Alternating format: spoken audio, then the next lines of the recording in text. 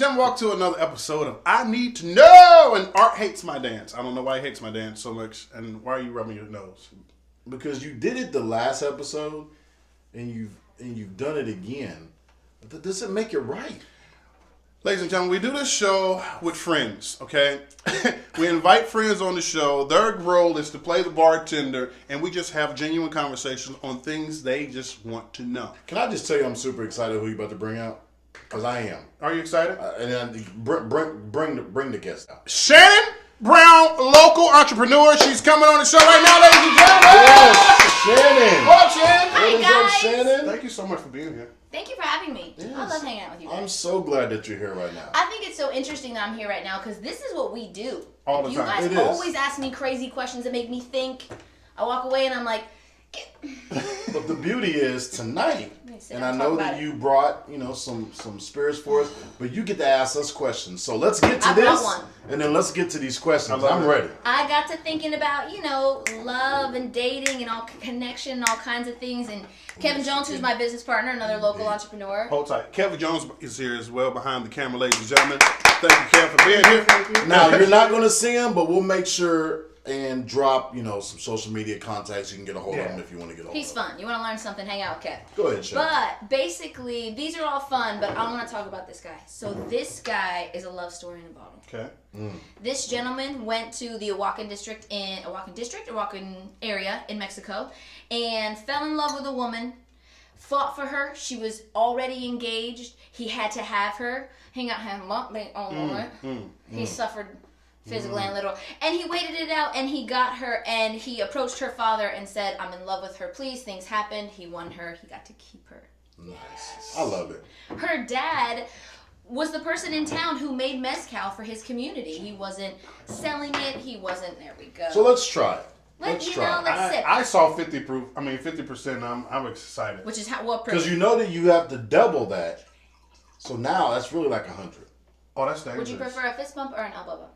I'm going to go with a fist bump. Old school. I like it. So, Shannon, It's very you have, 2020 of so, you. so you have a question. You that came with a that you question. brought with you. came Guys, with just so you know, before we get to that, as soon as Shannon walked into the studio, she said, I got a question. I got to ask it. Fine. This is your opportunity. Let's hear the What was my question. question? Oh, the hair is going up. Oh, so you know it's The hair is serious. going up. You have people in your life that you trust to give you advice. Yes. Yes. Example A and example B. Yes. Two of my favorite uncles. Who's A and who's B?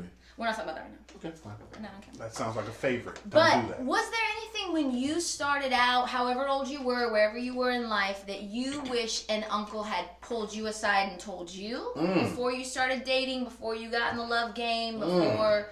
What is something that you really wish? Go, tell you this. Sit down. That's a tough one. Snacks, you got From something? the male perspective. My dad eventually ended up saying this, but it was like when I was 18. Your dad is awesome, by the way. I love. He I can see both of your families being awesome. he might be one of the funniest people that I've ever met. And he don't even be trying to be funny. Like, he just, the things that he says, He laughed at that's a whole episode in itself. Can you do a travel show and get dad on the show? Oh, absolutely. Please, Done. Absolutely. please. You're going home for Christmas, right? Yeah. Take your phone. Yeah, I most definitely. We'll get a. But anyway, so 18. Look for that. I think the biggest thing, if I was to give advice, and advice that was given to me, is not to rush life. Okay. Not to rush life, not to rush experiences, and not to rush relationships, whether that's friendship, the actual relationships, well, friendships that grow into relationships.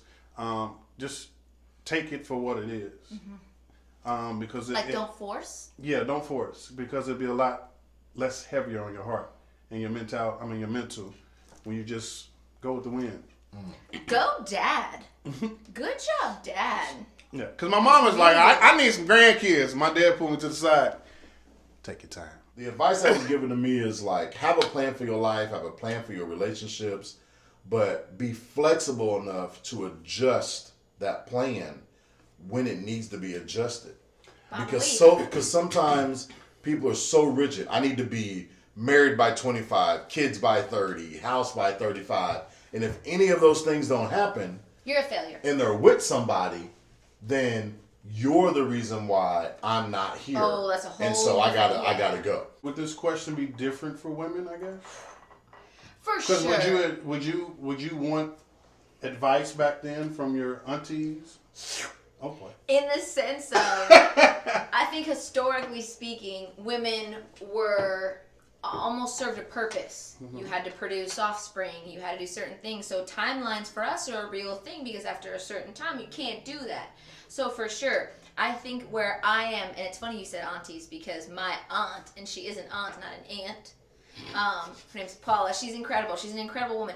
But she taught me a lot of what I know. I had 2 aunts, and my mother, obviously, what I was 4 kids. But what I wish, I'm glad she told me what she did. Okay. I don't have anything that I wish someone told me before I got started in like life because she taught me Because so they told much. you. Got it. Yes. Got it. She always was like, here's this, here's how you pack your suitcase, here's how you say polite, here's how you date, here's how you are in business. Like, she was like, you're going to college, like whatever. So she set me up. And I hear her. In direct relations to dating, she was always like, you have to be happy. You have to be happy on your own. Someone else is never going to make you happy if you're not happy. And she was like, so it's almost irresponsible to not go into the world and make sure you're figured out to enough of an extent before you go shack up with somebody and start having kids and have a family. Because once you have a family, it's not about you anymore. It's Yeah. about that team. And I come from a big family that was very apparent to us. So So I always saw the responsibility of, I never treaded light. So when I started dating, I was like, oh, you're not worth all this. Yeah. It was easier to navigate, I think. that brought up another I need to know from me. Because our ultimate Is goal. this a cliffhanger for the next episode? Yes. Doom doom doom.